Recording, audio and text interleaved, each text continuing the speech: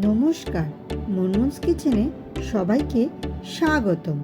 আজকের রেসিপি মেথি বেগুন। বেগুন তো আমরা অনেকভাবেই খাই, কিন্তু একবার এইভাবে বানিয়ে দেখবেন, রুটির সাথে পুরো জমে যাবে।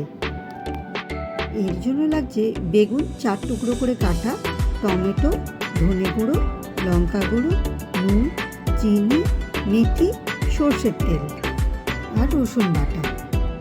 এবার সমস্ত উপকরণ একসাথে মেখে নিলাম।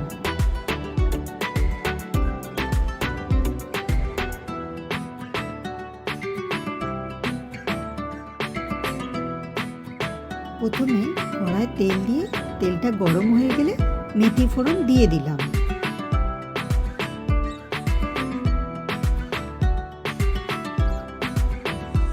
এবার মেথিটা একটু ভাজা হয়ে গেলে যে বেগুনটা মেখে রেখেছিলাম সেই বেগুনটা ঢেলে দিলাম।